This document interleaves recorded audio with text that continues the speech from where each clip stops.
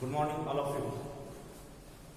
मी professor Bumles B तुम्हाला या सेमिस्टरमध्ये थर्मल इंजिनिअरिंग हा सब्जेक्ट शिकवणार आहे. तर सब्जेक्ट शिकवण्या अगोदर मी तुम्हाला पहिले आपल्या सब्जेक्टची जी काही मार्किंग स्कीम आहे ती समजून सांगतो. तर त्यामध्ये हा जो काही थर्मल इंजिनिअरिंग सब्जेक्ट आहे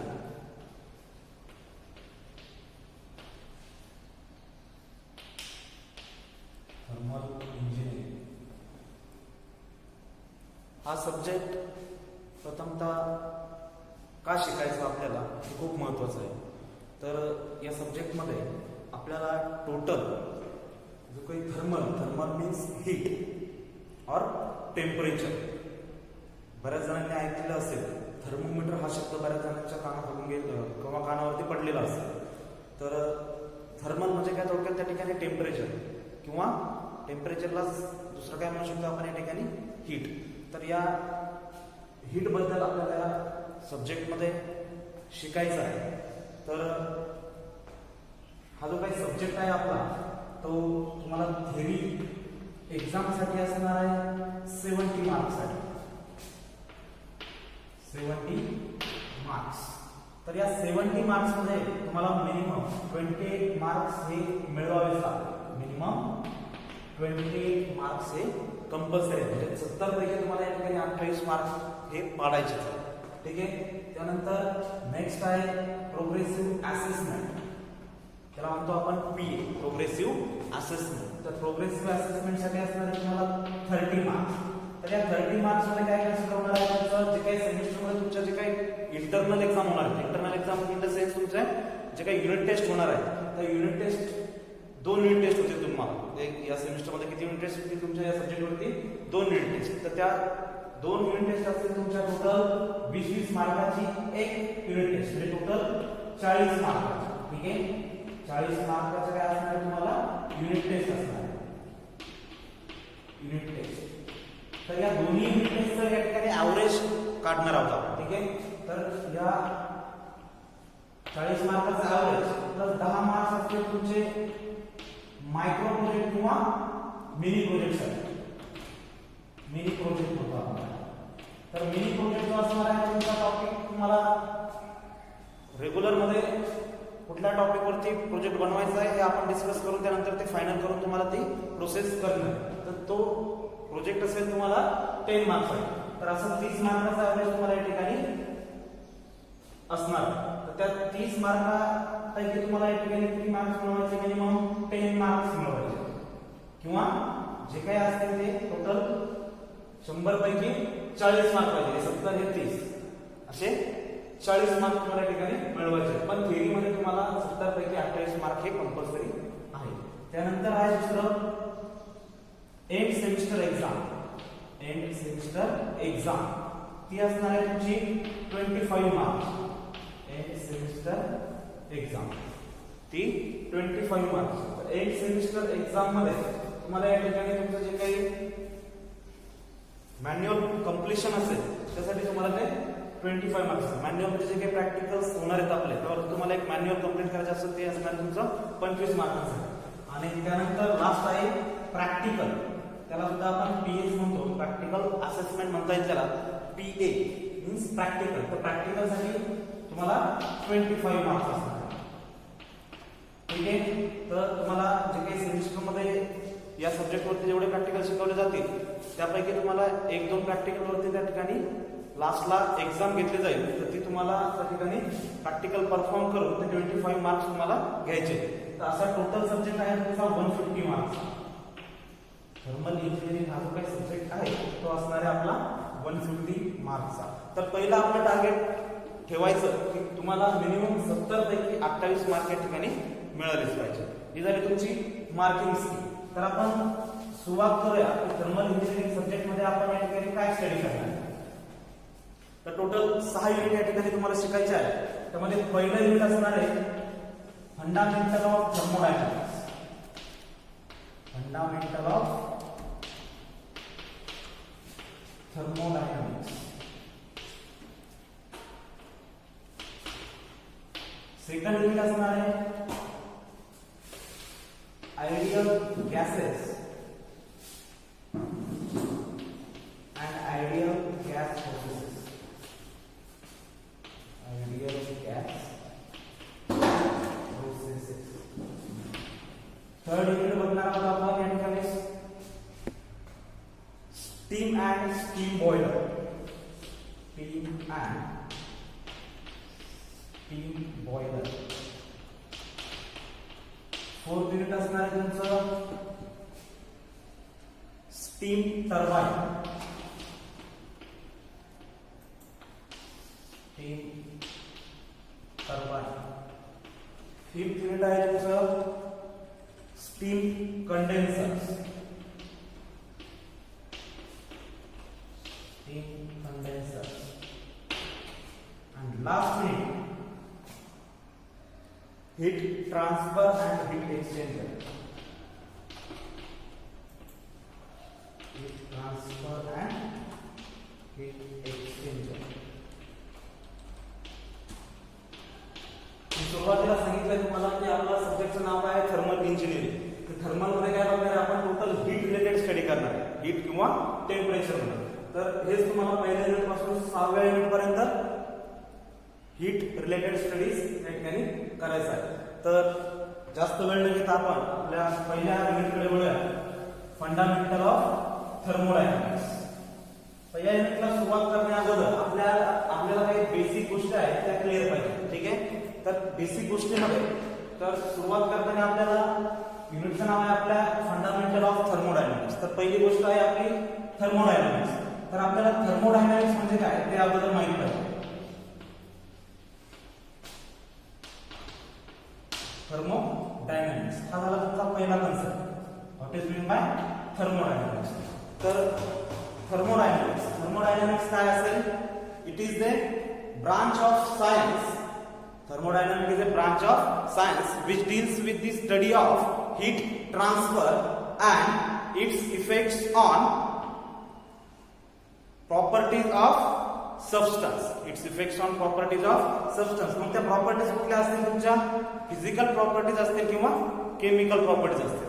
म्हणजे काय थोडक्यात थर्मोडायनामिक्स ही कशाची ब्रांच आहे? तुमची सायन्स रिलेटेड. आणि त्यामध्ये आपल्याला काय शिकायचं आहे की जे काही तुमचं हीट ट्रान्सफर होणार आहे किंवा एनर्जी ट्रान्सफर होणार आहे ते एनर्जी ट्रान्सफरचा आपल्याला या ठिकाणी स्टडी करायचा आहे. किंवा ती एनर्जी ट्रान्सफर झाल्यानंतर तुमचा त्या वर्किंग सबस्टन्स वरती किंवा सबस्टन्स वरती काय इफेक्ट होणार आहे किंवा त्याचे कुठल्या प्रॉपर्टी चेंज होणार आहेत. मग त्या फिजिकल असतील किंवा केमिकल असतील या गोष्टी आपल्याला या थर्मोडायनामिक्स मध्ये शिकायच्या आहेत. ठीक आहे. थर्मोडायनामिक कन्सेप्ट क्लिअर झाली तुमची. काय सांगितलं मी? Thermodynamics is a branch of science which deals with the study of energy transfer and its effects on properties of substance. म्हणजे प्रॉपर्टीज असतील तुमच्या केमिकल किंवा फिजिकल प्रॉपर्टी. हे आहे तुमचं थर्मोडायनामिक्स. तर दुसऱ्या भाषेत काय सांगता येईल आपल्याला या ठिकाणी?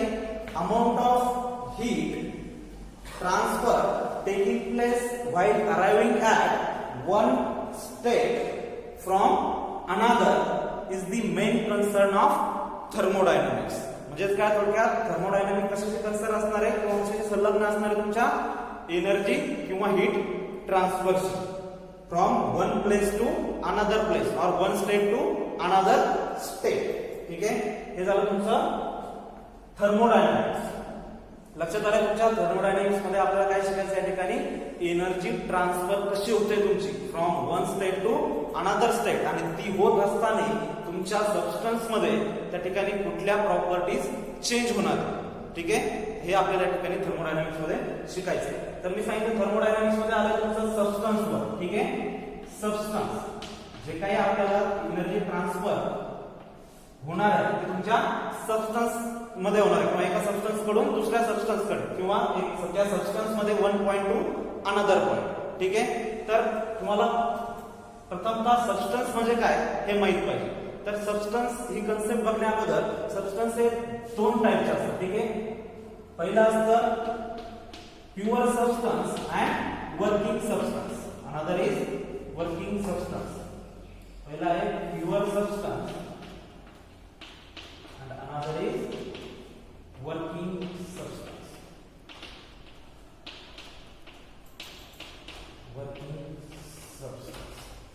आहे.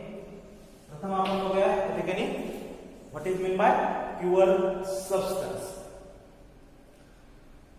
तर सबस्टन्स काय आहे आपलं डेफिनेशन सांगतो तुम्हाला मी. A substance that has a fixed chemical composition throughout its mass is called pure substance. A substance that has a fixed chemical composition throughout its mass is called as substance. म्हणजे substance काय तुमचं या ठिकाणी fixed chemical composition throughout its mass. म्हणजे त्या सबस्टन्सचं जे काही मास असणार आहे त्यामध्ये जे काही तुमचं जे काही सबस्टन्स क्रिएट होणार आहे ते ज्या एलिमेंट्सने बनलेला आहे त्या एलिमेंट्सचं जे काही केमिकल कॉम्पोजिशन असणार आहे ते त्याच्या मासच्या थ्रूआउट मासच्या इक्विव्हॅलंट असणार आहे. जे थ्रूआउट ते सेम असणार आहे. Suppose for example pure substance काय आहे. सपोज एक्झाम्पल बघायला आपण या ठिकाणी वॉटर. वॉटर हे काय तुमचं प्युअर सबस्टन्स. त्याला प्युअर सबस्टन्स का म्हटलं या ठिकाणी. वॉटरचा फॉर्म्युला माहिती असेल तुम्हाला H2O केमिकल कॉम्पोजिशन काय त्याचं हायड्रोजन प्लस ऑक्सिजन. तर हे हायड्रोजन आणि ऑक्सिजनचं जे काही कॉम्पोजिशन असणार आहे तुमच्या वॉटर मध्ये हे कसं असणार आहे फिक्स्ड असणार आहे किंवा युनिफॉर्म असणार आहे. म्हणून त्याला काय म्हणतो आपण या ठिकाणी प्युअर सबस्टन्स. अनदर एक्झाम्पल घ्यायचं ठरलं तर त्या ठिकाणी तुमचं नायट्रोजन असेल, नायट्रोजन गॅस असेल, हिलियम गॅस असेल. तर हे जे काही गॅसेस आहेत किंवा कार्बन डायऑक्साइड असेल तर या गॅसेस मध्ये त्याचं जे काही कॉम्पोजिशन असणार आहे एलिमेंट्सचं ठीक आहे. तर एलिमेंटचं कॉम्पोजिशन हे कसं असणार तुमचं फिक्स्ड असणार.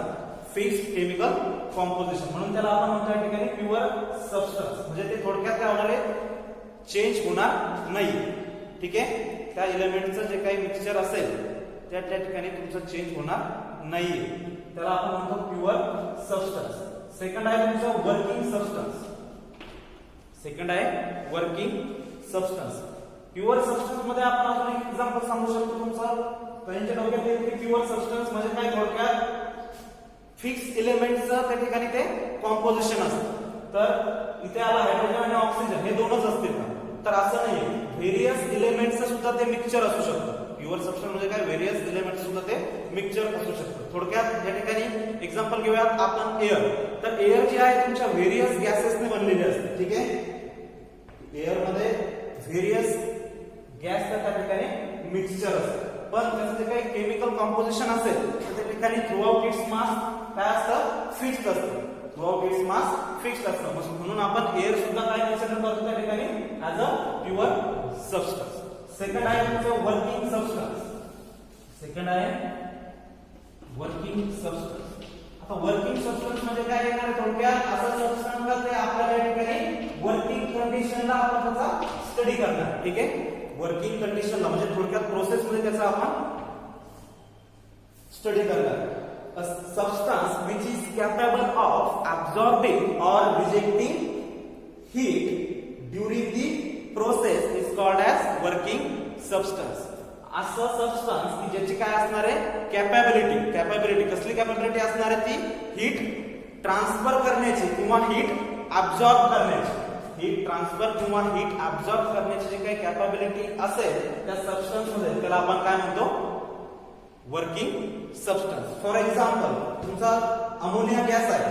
तो अमोनिया गॅस काय असेल तुमचा या ठिकाणी वर्किंग सबस्टन्स. कारण अमोनिया गॅस मध्ये ती कॅपॅबिलिटी आहे की वर्क तो ट्रान्सफरही करू शकतो आणि हीट ट्रान्सफरही करू शकतो आणि हीट ऍब्सॉर्बही करू शकतो. अनदर एक्झाम्पल घ्यायचं ठरलं तर तुमचा फेरॉन गॅस. फेरॉन गॅस मध्ये सुद्धा ती कॅपॅबिलिटी आहे.